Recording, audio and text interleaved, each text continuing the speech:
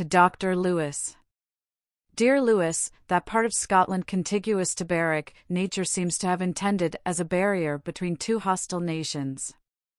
It is a brown desert of considerable extent, that produces nothing but heath and fern, and what rendered it the more dreary when we passed, there was a thick fog that hindered us from seeing above 20 yards from the carriage. My sister began to make wry faces, and use her smelling bottle. Liddy looked blank, and Mrs. Jenkins dejected, but in a few hours these clouds were dissipated, the sea appeared upon our right, and on the left the mountains retired a little, leaving an agreeable plain betwixt them and the beach. But, what surprised us all, this plain, to the extent of several miles, was covered with as fine wheat as ever I saw in the most fertile parts of South Britain. This plentiful crop is raised in the open field, without any enclosure, or other manure than the alga marina, or seaweed, which abounds on this coast, a circumstance which shews that the soil and climate are favourable, but that agriculture in this country is not yet brought to that perfection which it has attained in England.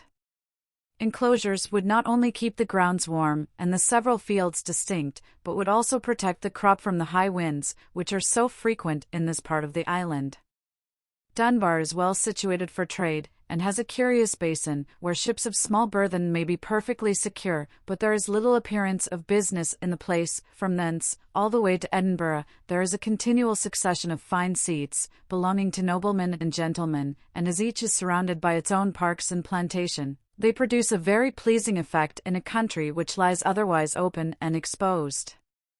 At Dunbar there is a noble park, with a lodge, belonging to the Duke of Roxburgh, where Oliver Cromwell had his headquarters, when Leslie, at the head of a Scotch army, took possession of the mountains in the neighbourhood, and hampered him in such a manner, that he would have been obliged to embark and get away by sea, had not the fanaticism of the enemy forfeited the advantage which they had obtained by their general's conduct. Their ministers, by exhortation, prayer, assurance, and prophecy, instigated them to go down and slay the Philistines in Gilgal, and they quitted their ground accordingly, notwithstanding all that Leslie could do to restrain the madness of their enthusiasm. When Oliver saw them in motion, he exclaimed, "Praised be the Lord, he hath delivered them into the hands of his servant," and ordered his troops to sing a psalm of thanksgiving, while they advanced in order to the plain, where the Scots were routed with great slaughter. In the neighbourhood of Haddington, there is a gentleman's house, in the building of which, and the improvements about it, he is said to have expended £40,000, but I cannot say I was much pleased with either the architecture or the situation, though it has in front a pastoral stream, the banks of which are laid out in a very agreeable manner. I intended to pay my respects to Lord Elibank, whom I had the honour to know at London many years ago. He lives in this part of Lothian, but was gone to the north, on a visit. You have often heard me mention this nobleman, whom I have long revered for his humanity and universal intelligence, over and above the entertainment arising from originality of his character. At Musselburgh, however, I had the good fortune to drink tea with my old friend Mr. Cardinal, and at his house I met with Dr. C., the parson of the parish, whose humour and conversation inflamed me with a desire of being better acquainted with his person. I am not at all surprised that these Scots make their way in every quarter of the globe. This place is but 4 miles from Edinburgh, towards which we proceeded along the seashore, upon a firm bottom of smooth sand, which the tide had left uncovered in its retreat. Edinburgh, from this avenue, is not seen to much advantage. We had only an imperfect view of the castle and upper parts of the town, which varied incessantly according to the inflections of the road, and exhibited the appearance of detached spires and turrets, belonging to some magnificent edifice in ruins. The palace of Holyrood House stands on the left, as you enter the Canongate. This is a street continued from hence to the gate called Netherbow, which is now taken away, so that there is no interruption for a long mile, from the bottom to the top of the hill on which the castle stands, in a most imperial situation, considering its fine pavement, its width, and the lofty houses on each side. This would be undoubtedly one of the noblest streets in Europe, if an ugly mass of mean buildings, called the Luckin Booths, had not thrust itself, by what accident I know not, into the middle of the way, like Middle Row in Holborn.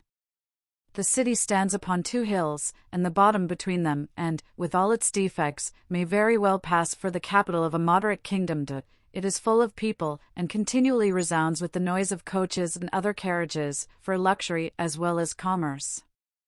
As far as I can perceive, here is no want of provisions. The beef and mutton are as delicate here as in Wales, the sea affords plenty of good fish, the bread is remarkably fine, and the water is excellent, though I'm afraid not in sufficient quantity to answer all the purposes of cleanliness and convenience, articles in which, it must be allowed, our fellow subjects are a little defective. The water is brought in leaden pipes from a mountain in the neighbourhood, to a cistern on the castle hill, from whence it is distributed to public conduits in different parts of the city.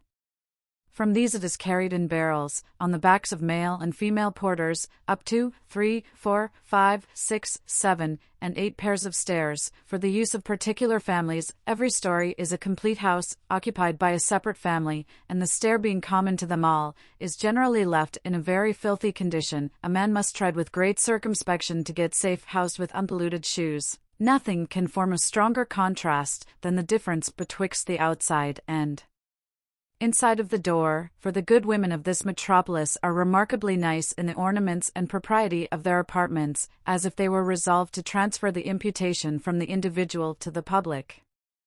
You are no stranger to their method of discharging all their impurities from their windows, at a certain hour of the night, as the custom is in Spain, Portugal, and some parts of France and Italy, a practice to which I can by no means be reconciled, for notwithstanding all the care that is taken by their scavengers to remove this nuisance every morning by break of day, enough still remains to offend the eyes, as well as other organs of those whom use has not hardened against all delicacy of sensation.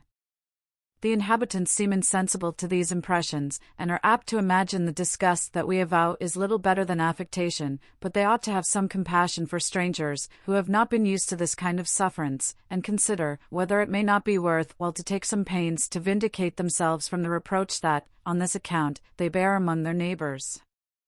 As to the surprising height of their houses, it is absurd in many respects, but in one particular light I cannot view it without horror, that is, the dreadful situation of all the families above, in case the common staircase should be rendered impassable by a fire in the lower stories. In order to prevent the shocking consequences that must attend such an accident, it would be a right measure to open doors of communication from one house to another, on every story, by which the people might fly from such a terrible visitation.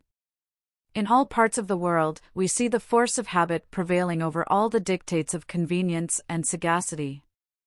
All the people of business at Edinburgh, and even the genteel company, may be seen standing in crowds every day, from 1 to 2 in the afternoon, in the open street, at a place where formerly stood a market cross, which, by the by, was a curious piece of Gothic architecture, still to be seen in Lord Somerville's garden in this neighbourhood. I say, the people stand in the open street from the force of custom, rather than move a few yards to an exchange that stands empty on one side, or to the Parliament Close on the other, which is a noble square adorned with a fine equestrian statue of King Charles II. The company thus assembled are entertained with a variety of tunes, played upon a set of bells, fixed in a steeple hard by, as these bells are well toned, and the musician, who has a salary from the city, for playing upon them with keys, is no bad performer. The entertainment is really agreeable, and very striking to the ears of a stranger. The publicans of Edinburgh are still worse than those of London, but by means of a worthy gentleman, to whom I was recommended, we have got decent lodgings in the house of a widow gentlewoman of the name of Lockhart, and here I shall stay until I have seen everything that is remarkable in and about this capital. I now begin to feel the good effects of exercise. I eat like a farmer, sleep from midnight till 8 in the morning without interruption, and enjoy a constant tide of spirits, equally distant from inanition and excess. But whatever ebbs or flows my constitution may undergo, my heart will still declare that I am, dear Lewis, your affectionate friend and servant, Matt. Bramble, Edr. July 18th.